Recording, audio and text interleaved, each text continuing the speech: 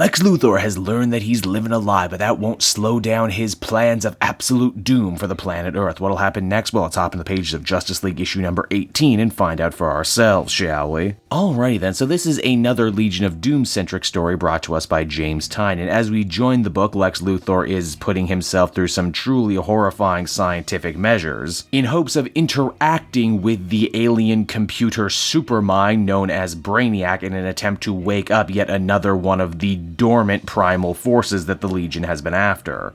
Basically, he's plugging himself into the Matrix right now. I'm sure you'll also figure that Luthor is taking a major dice roll right here in trusting Brainiac to take care of his mind in cyberspace. And why, yes, Brainiac only agreed to this in the first place because he had ulterior motives. He's going to use this time to completely take over Luthor's body and mind, in turn making him the new leader of the Legion of Doom. Of course, this is going to be a long time consuming process, lots of firmwares and updates, I'm sure, when taking over a human mind, so Luthor figures he better use his time to the best of his advantage and share with Brainiac some stuff he actually doesn't know. Mainly the legacy of the Luthor family and their connection to the doorknob, that strange piece of the totality that Luthor's been bandying about since issue 1. You see, before it was Luthor's, it was actually Vandal Savage's, Vandal being a caveman who got his amazing powers of immortality when he was exposed to a piece of dark metal that fell from space. Vandal became so obsessed with space rocks and what lied beyond planet Earth, he basically put together the greatest minds of the ancient world to create algebra just so he could find the next piece of the totality that fell to Earth. And when science didn't give him the answers he wanted, he killed those great thinkers and went on a trip involving magic, which brought him to such luminaries as Ares the God of War, Ra's al Ghul, Morgana Le Fay, all the warriors. Little by little over the centuries, Vandal would indeed start unlocking the truth of the orb, but always trying to make sure to keep the revelation secret from those around him, in doing so creating his very first secret society, the Legionnaires Club. Hey, wait a minute, old-timey secret societies, mutton chops, magic spheres, oh my god, this is straight up Venture Brothers. The Legion of Doom is the Guild of Calamitous Intent. Now, Vandal wouldn't really start making progress until he recruited one Lionel Luthor, a brilliant man who was able to discover the dark side to all the primal forces in the universe, as well as uncover many artifacts like the Graveyard of the Gods and even the Fifth Dimension home to Mr. Mxyzptlk. In time, Lionel Luthor would even subvert Vandal as the leader of the Legionnaires Club, and why? Well, he had more of an invested interest in what the orb could do for humanity, how it could uplift everyone and make them better. Vandal, on the other hand, was terrified about what these powers could mean, and he was especially terrified of Perpetua. That's why when Lionel Luthor's Martian operation got shut down by the Blackhawks, Savage took this opportunity to punish him, completely wiping his mind and giving him a false narrative of being a high school dropout and eternal failure. It was this that would turn Lionel into the cruel drunk his son grew up knowing, the man that for all intents and purposes made Luthor the villain he is today. But now Luthor knows better, and that same spark, that same fire that existed in his father to push humanity to places it's never been before, well, it exists in Lex now, and he's not going to let anyone, Perpetua or Brainiac, stand in his way. In fact, this whole time Brainiac thought he was downloading his consciousness into Luthor's body, Luthor was actually uploading a virus into Brainiac. One that won't take Brainiac over completely, but one that will make him completely simpatico with Lex himself, and considering all this new information that he's gathering, they're gonna need a supercomputer to run it. In fact, Luthor pretty much already had everything he needed to unlock the next primal force in the universe, and all of this was just to get Brainiac under control. Together, they're going to turn the knob and open up the door to the Fifth Dimension. But are they possibly ready for what could be existing on the other side? Well, we'll have to check in next time to find out. So that was Justice League issue number 18, everybody, and once again, this series delivers a truly fascinating, almost era-defining look at Lex Luthor. He's a man of no faith who, for the first time ever in his life, is actually having faith in things bigger and more powerful than himself. He's a man who's not only trying to reclaim his own life and history, but the history of his family, trying to make up for his father's past failures. Luthor might be the main villain of this Justice League series, but in stories like this, he is most definitely the protagonist, someone fighting amongst creatures way more powerful than himself, but who ends up coming up on top just by using his brain and his tenacity to tough it out at the end, and it's all just riveting stuff. If I've said it once, I've said it a million times. This Justice League book is one of the few precious must-reads at DC, maybe in all of comics right now. I never come away disappointed, and I would give this one another very positive 9 out of 10. Hey there everyone, it's Cape Joel again, and I want to thank you so much for watching to the end of the video. I hope you enjoyed it, and if you did,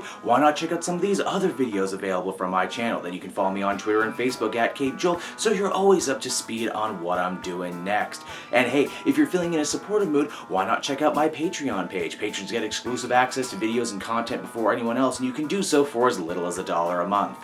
And, oh, yeah, the jacket, was a gift actually. Someone bought it for me off my Amazon wish list, which I also have, and you can also find linked down in the description. Didn't think anyone would actually buy me a Slytherin jacket. Put it mostly on there for a laugh.